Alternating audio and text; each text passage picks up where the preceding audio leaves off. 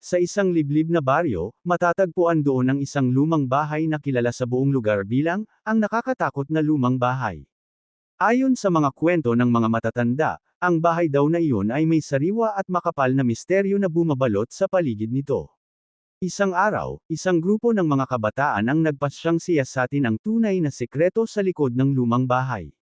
Hindi sila natakot sa mga kwento at babala ng mga matanda kaya't sila ay nagtungo sa bahay, dala ang kanilang mga flashlight at kamera. Pagdating sa bahay, agad nilang napansin ang kakaibang katahimikan na nagmumula sa loob nito. Bawat hakbang na kanilang ginawa ay parang may nagmamanman sa kanila mula sa anino ng mga panig ng bahay. Hindi sila makapaniwala sa mga nakikita at naririnig nila, kalansay na umuuga, malalas na hiyaw, at anino na gumagalaw ng mag-isa.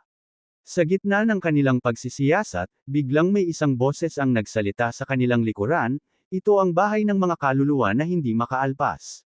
Lumayas kayo bago pa kayo madamay sa aming sumpa.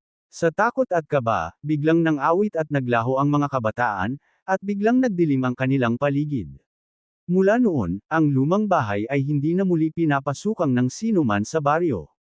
Hanggang sa kasalukuyan, patuloy pa rin itong kinatatakutan at iniwasan ng lahat, isang pangako na iginiit ng mga kaluluwa na naninirahan sa loob nito.